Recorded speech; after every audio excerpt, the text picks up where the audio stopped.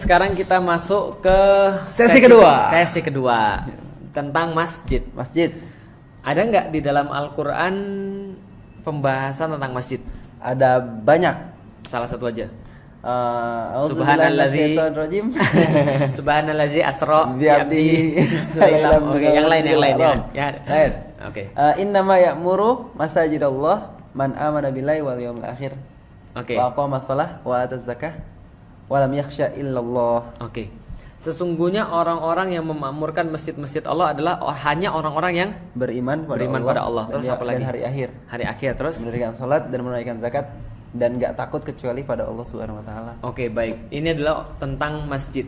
Masjid berasal dari kata sajada yasjudu. sajada yasjudu sajdan wa masjadan wa huwa sajidun wa dzaka masjudun usjud la tasjud masjidun misjadun. Salah nggak sih? Nggak tahu. Kayaknya benar. Kalau salah nanti ya diprotes gitu kan ya. Yang jelas masjid adalah tempat untuk sholat. Tempat untuk sujud. Tempat untuk astagfirullahaladzim. Tempat untuk sujud. Musola baru tempat untuk sholat. Ngomong-ngomong ada perbedaan loh antara orang-orang cara menyebutnya. Di Indonesia masjid itu adalah tempat yang dipakai untuk Jumatan. Musola batasannya tidak dipakai untuk Jumatan. Kalau di Turki masjid itu bahasa Turkinya jami. Tempat orang berkumpul, jami. Orang banyak di situ. Tapi kalau musola bahasa Turkinya masjid. Nggak ada musola jadi. Musola sana masjid. Jadi beda-beda ya. Oke, tapi intinya masjid adalah tempat untuk sujud. Berarti ketika Rasulullah Shallallahu Alaihi Wasallam membangun masjid, sesungguhnya masjid yang pertama dibangun oleh Rasulullah Shallallahu Alaihi Wasallam adalah masjid Kuba. Udah pernah kesana kan? Alhamdulillah. Masjid Kuba tempat sujud yang dibangun oleh Rasulullah untuk sholat di sana, untuk berjamaah di sana. Lalu kemudian ketika Rasulullah Shallallahu Alaihi Wasallam pergi ke Madinah, lalu kemudian beliau membangun Masjid Nabawi, yaitu masjid yang digunakan untuk aktivitas-aktivitas sebagai tempat pertama yang dibangun oleh Rasulullah Sallallahu Alaihi Wasallam. Kita nggak meragukan bahwa masjid itu adalah sesuatu struktur yang sangat penting dalam Islam. Pertanyaannya, ada nggak masjid bid'ah? Masjid bid'ah ada, masjid diror. Kenapa? Karena dia melawan Islam. Pengen memecah belah. Melawan Islam. Memecah belah. Karena itu masjid diror dikatakan masjid yang berbahaya karena dia memecah belah antara kaum muslimin. Tapi fungsi masjid sebenarnya kalau kita lihat di zaman Rasulullah Sallallahu Alaihi Wasallam ini secara konten ini fungsinya sangat besar sekali. Sangat banyak sekali. Contoh, kalau sekarang masjid itu dibuka jam berapa? Dibuka kadang-kadang sebelum subuh. By the way, ini kita lagi di masjid loh. Nggak kelihatan kayak masjid ya? Nggak. Ini masjid. Tapi di ruko. Biasanya kalau masjid-masjid yang lain bukanya sebelum subuh. Setelah subuh tutup lagi sampai jam 10-an kayaknya. 10-an. Setelah itu jam 11 buka lagi. Setelah itu kemudian jam berapa tutup lagi? Jam habis sholat zuhur. Habis isya tutup lagi. Habis isya, oh ya bisa. Oke. Kira-kira kalau ada orang yang rapat di masjid boleh nggak? Rapat di masjid boleh. Tapi kalau di masjid banyak kan juga enggak sih? Enggak. Gulat di masjid boleh nggak? Gulat di masjid diomelin sama takmirnya. Di masa Rasul ada nggak? Di masa Rasul ada. Oke. Orang nggak banyak tahu kan? Di masa Rasul masjid dipakai untuk apa lagi? Selain untuk taklim? Latihan perang. Apa lagi? Menyelesaikan masalah di situ. Menyelesaikan masalah, qadhi. Pemutusan keputusan hukum. Lalu kemudian selain belajar keputusan hukum, rapat negara. Itu juga digunakan di masjid. Selain itu apa lagi? Terus tempat nongkrong, ada nggak? Tempat nongkrong ada. Cuma bahasanya, nah ini balik lagi bahasanya. Bahasa Arabnya ya ahlus suffah. Tempat orang-orang yang nggak punya rumah. Tapi boleh nggak kita bilang tempat nongkrong? Boleh. Umar nongkrongnya di mana? Masjid. Hangoutnya di mana? Masjid. Itu cuma masalah bahasa kan? Okay. Cuman kadang-kadang kalau kita pakai begini seolah-olah kita kemudian jadi kurang ajar, suul adab ini. Tapi itu cuma masalah istilah aja sih sebenarnya.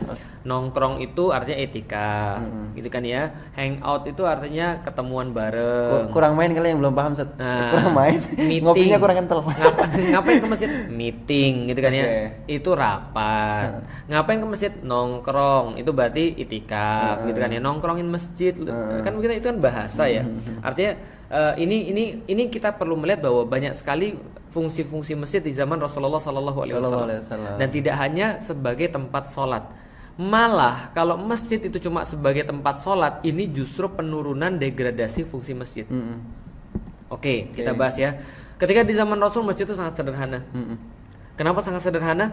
Karena belum ada arsitek yang bisa buat yang lebih besar kali. Iya betul, karena memang yang diperlukan memang dalam tahapan peradaban itu ya memang seperti itu.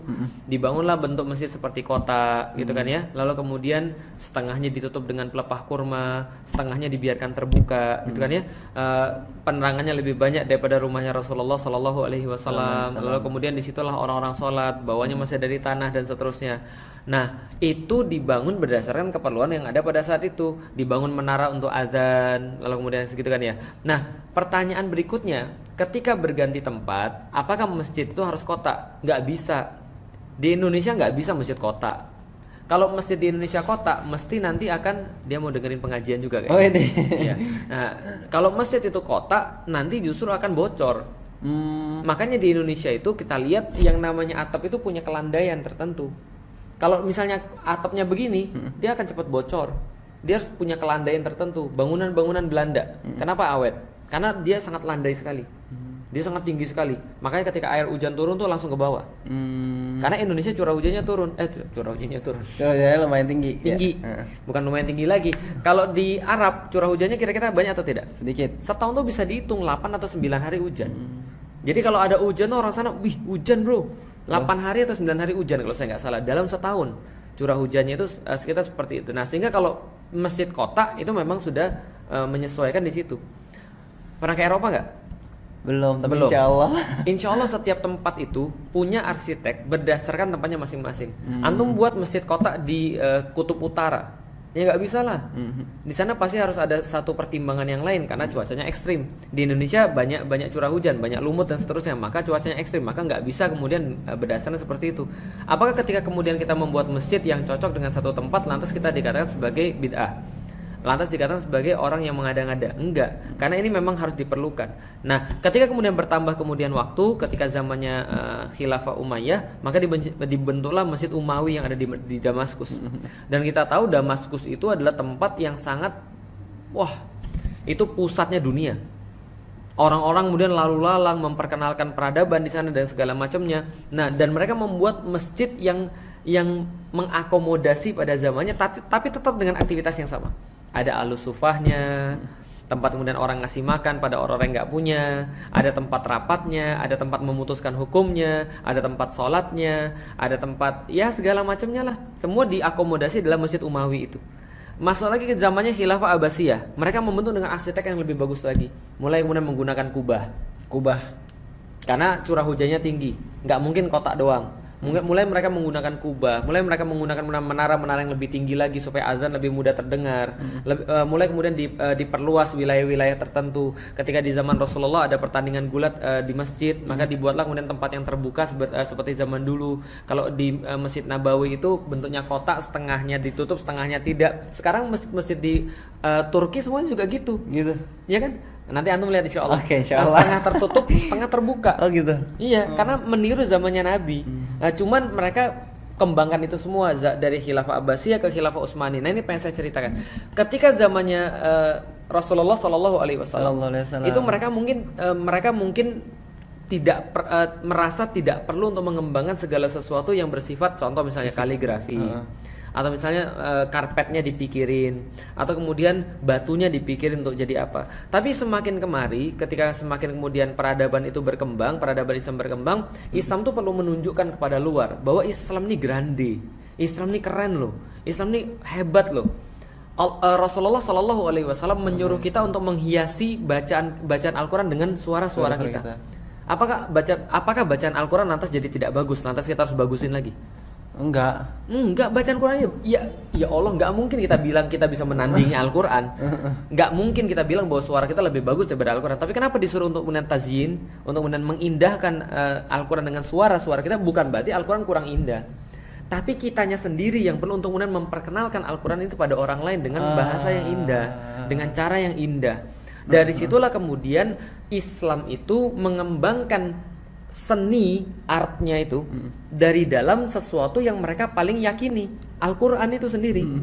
Karena Al-Quran adalah the ultimate arts gitu kan ya, seni yang paling tinggi, maka Al-Quran inilah kemudian dikembangkan semuanya seni di situ. Kaligrafi, mulai masuk orang menghargai kaligrafi, cara inna solati wa nusuki wa mahyaya wa mamati lillahi rabbil alamin, dituliskan dengan indah sehingga ketika orang lihat, ya Allah, langsung kemudian ingat mati. Kemarin kita diceritakan sama Ustadz Hafiz tentang seorang badui yang kemudian bertanya pada seorang imam besar tentang satu ayat Al-Quran yang dia ternyata pemahamannya bisa lebih tinggi daripada imam itu. Yang ketika dia dengar satu ayat itu dia langsung mati, pingsan terus mati. Coba kenapa? Karena dia saking menghayati. Nah, maka ditulis qul huwallahu ahad, kata-kata Allah itu ditulis sedemikian rupa, dipajang di masjid sehingga orang lihat, ya Allah, menemukan ketenangan di situ. Indah banget. Tranquilness di situ. Dia kemudian merasa transcendence di situ. Dia kemudian mengingat Allah. Mengingat Allah tuh ada banyak cara. Dengan melihat lafaz Allah, dengan kemudian mendengarkan ayat-ayat Allah, dengan kemudian berbuat taat, itu semua adalah zikrullah. Nah, maka inilah kemudian bagaimana orang-orang muslim mengembangkan kemudian masjid itu ke depan dengan konsep yang sama diberikan oleh Rasulullah Sallallahu Alaihi Wasallam, tapi dengan pengembangan yang sesuai dengan zamannya. Al-Sufah itu ada tempatnya di Turki, tapi diganti dengan nama Tabhane. Ada tempat pendidikan, tapi diganti dengan nama Darul Qurra. Ada tempat pendidikan hadis, namanya Darul Hadis. Ada yang kemudian namanya ada nggak dapur umum? Ada. Dapur umum. Ada. Rumah sakit ada. Sifahane. Semua itu dalam kompleks satu masjid. Ada lagi apa misalnya perpustakaan di zaman Rasul ada nggak? Ada. Nah, di sini juga ada namanya Kutubhane. Kutubhane dari dalam kata satu kitab. kompleks masjid. Nah, satu kompleks masjid namanya Qiyuliyesi. Nah, Qiyuliyesi itu adalah konsep pengembangan daripada Masjid Nabawi. Dia lihat Masjid Nabawi itu punya fungsi apa saja, diterapkanlah sehingga ketika orang ngapa-ngapain perginya ke masjid, bukan ke mall. Perginya ke masjid bukan di kafe. Perginya ke masjid bukan ke hotel. Perginya ke masjid bukan ke tempat yang lain. Jadi masjid itu harus mengakomodasi seluruh aktivitas manusia. Sampai di sini? Oke. Berikutnya, berarti kalau sekarang manusia itu kemudian aktivitasnya nggak bisa kalau nggak pakai wifi, berarti masjid harus menyediakan wifi. Tahu nggak maksudnya sampai di sini? Kalau anak-anak muda senangnya main, maka untuk mengajak anak-anak muda itu kemudian ke masjid harus disediakan tempat bulu tangkis, tenis meja, main basket. Bukan berarti kita kemudian mengatakan masjid itu bukan tempat untuk sholat, bukan. Tapi sekeliling kompleksnya itu loh. Sebagaimana Rasulullah memfasilitasi adanya gulat di situ, adanya orang latihan di situ, adanya kemudian tempat pemutusan hukum di situ, ada tempat belajar di situ, adanya tempat pedagang di situ. Dekat masjid nggak? Pasarnya orang-orang Madinah. Dekat masjid. Adanya tempat pemakaman di situ. Gitu maksudnya. Kenapa? Karena supaya mengingatkan orang pas lewat, ingat mati, ada kuburan tuh, lihat tuh. Bukan berarti nyembah kubur. Jadi jangan langsung di judge kuburiyun tuh. Nah, jadi artinya ini kemudian fungsi-fungsi masjid yang cuma diredefinisi. Nah, berarti kalau ada kafe salah nggak masjid ada kafe? Nggak salah. Nggak ada yang salah. Ingat ya, kadang-kadang kita tuh sudah punya di sini tuh sudah punya presiden.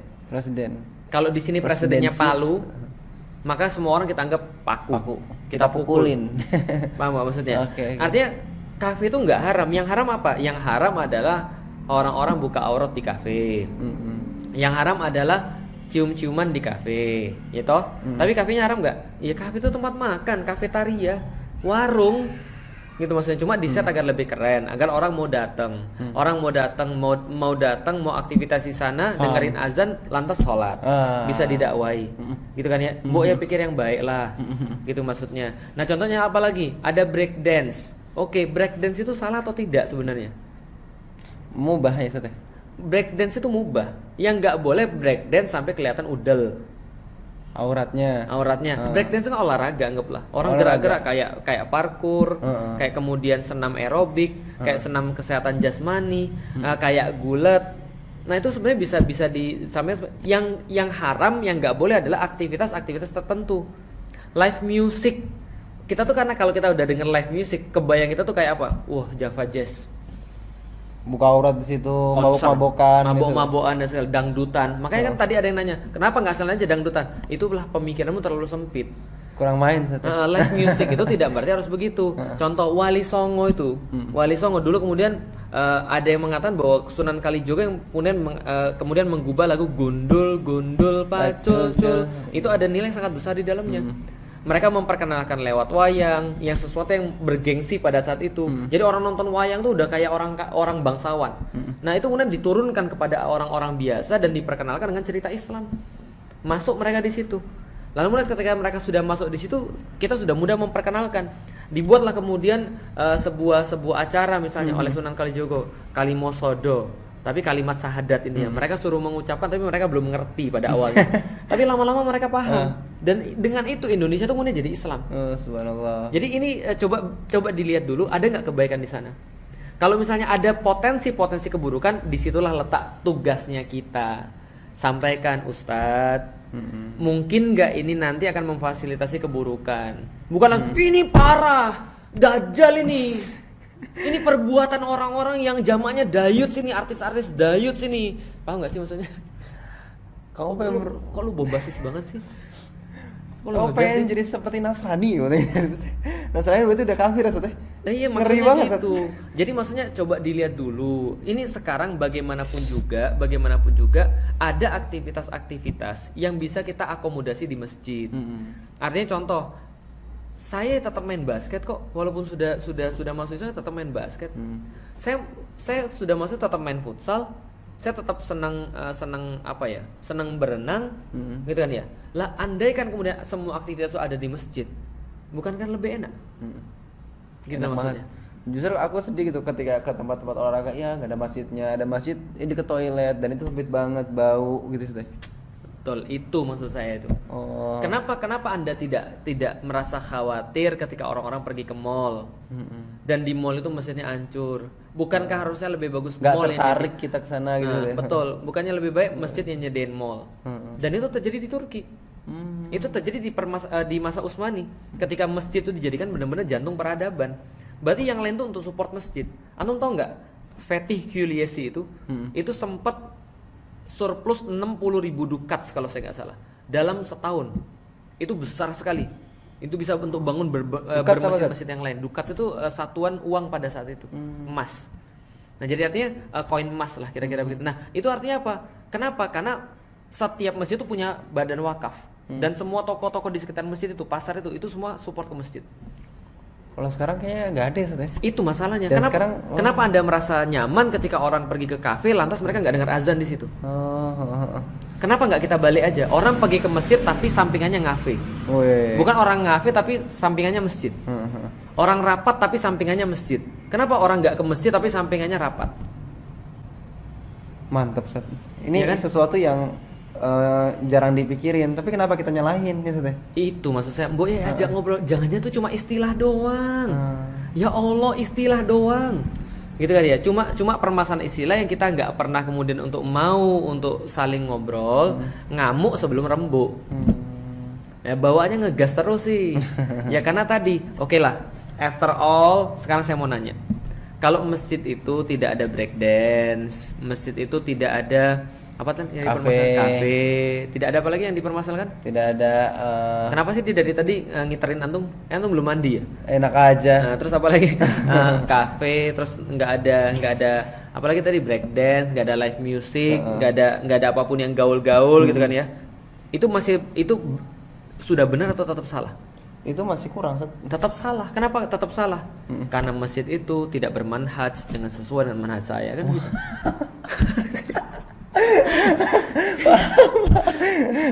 Saya tuh kadang-kadang gini, gimana sih kamu bisa melihat satu kebaikan pada orang kalau kamu merasa selain kamu pasti salah?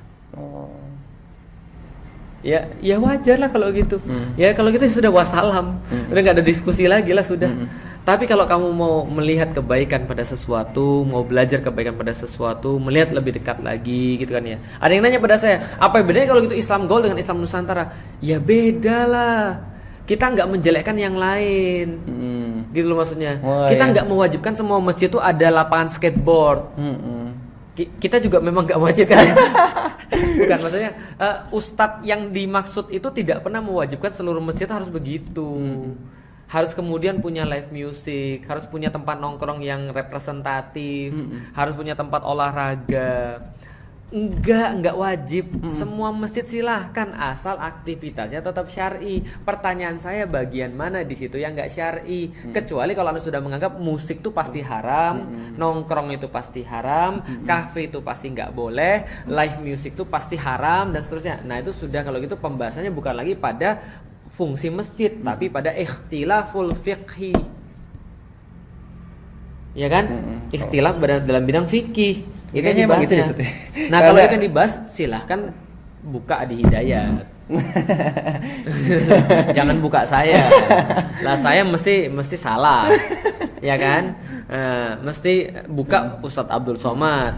Tapi kalau misalnya mau tahu bagaimana sejarah masjid itu berkembang, lalu kemudian perkembangan seni seperti apa, ya saya bisa dikit-dikit lah menjelaskan.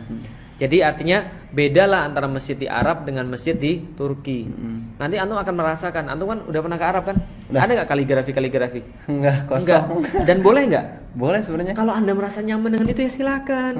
Gitu loh, nggak apa-apa. Semua diingat hanya Allah. Tapi kalau saya secara pribadi, terus terang, ketika saya pergi ke Turki masuk, ya Allah, bawaannya langsung mau sujud ya. Gitu maksudnya. Indah banget ya. Indah banget. Bawaannya saya langsung mau sujud ya. Langsung merasa, ya Allah ya Rob, rumahmu ini ya. Ya Allah, kan gitu kan ya? Kita antum pergi pertama kali ke Ka'bah gimana? Wah, sejuk. Ya Allah, luar biasa. Gila nih, gede banget, banyak banget orang. Ya Allah, bangga kita sebagai orang Muslim gitu kan ya. Antum pergi ke Masjid Nabawi gimana? Ya Allah, karpetnya gitu kan, bagus banget gitu kan ya. Apakah kemudian nggak boleh? Oh, ini menghalangi daripada mengingat Allah. Jadi antum mengingat karpet, ya nggak gitu juga kali bro. Gitu kan ya, mbok ya jangan kayak gitu-gitu amat. Ojo nemen-nemen lah gitu maksudnya. Ini karpetnya keren banget. Ini tiangnya AC-nya nggak gitu. AC-nya dingin banget, enak banget. Itu semua adalah penunjang kenyamanan. Mengingatkan kita akan Allah. Selama itu bisa dicapai, ya boy jangan disalahin. Kamu punya cara tertentu, ada orang lain punya cara tertentu. Asal itu semua ada syariatnya, tidak melanggar. Kenapa antum harus sebut saudara antum dengan sebutan dajjal? Ustadznya para artis dayut. Hubungannya apa sih? Dai-dai penyeru neraka jahanam. Lalu kemudian istrinya dosa jariyah. Jadi sebenarnya permasalahanmu ini benar-benar masjid atau permasalahanmu yang lain? Kenapa ada banyak hal yang perlu kamu lakukan nggak kamu lakukan, tapi kamu mengkritik ide orang yang kamu belum ngobrol dengan dia? Jadi kalau Felixio gimana? Oh, saya dukung 100% kok selama bisa mendekatkan orang pada masjid. Dan selama tidak ada kesalahan. Kalau ada kesalahan gimana? Oh, saya akan menegur pasti saya akan tegur. Tiba-tiba saya masjid, tiba-tiba di situ ada dangdutan, ya mesti saya tegur lah. Buka aurat di situ. Di situ ya mesti saya tegur lah. Ketika kemudian di masjid terus digunakan misalnya untuk standing party gitu ya, mesti saya protes lah. Tapi tolong jalan bareng yuk ke Turki. Ayo.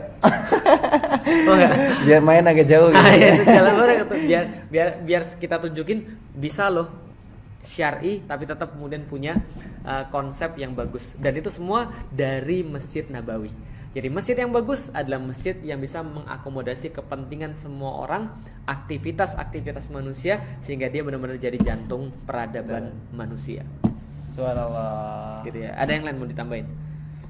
Ya udah sih. Aku sedih aja gitu ketika ngeliat. Iya. Benar. Seolah-olah aku ya Allah, aku kafir, ya Allah aku bakal masuk neraka. Itu kayaknya gimana? Dan pokoknya jangan dikasih keluar. Iya kan? Maksudnya gitu loh maksudnya. Terus ngapain juga kita buat video ini? Ya kita buat video ini untuk nasihat bagi semuanya, bukan ditujukan pada satu orang tertentu. Maka dari tadi saya nggak pernah nyebut nama, saya nggak pernah nyebut kelompok. Tapi kan mengarah-ngarah, ya itu adalah terserah Anda. Tapi ya mbok ya jangan kayak gitu-gitu amat, ojo nemen-nemen. Kalau misalnya nggak ngerti ya tonton yang pertama bagaimana cara untuk menasihati. Itu aja. Ada yang lain lagi? Cukup, Ustaz. Oke, itu aja yang pengen kita sampaikan. Assalamualaikum warahmatullahi wabarakatuh. Assalamualaikum.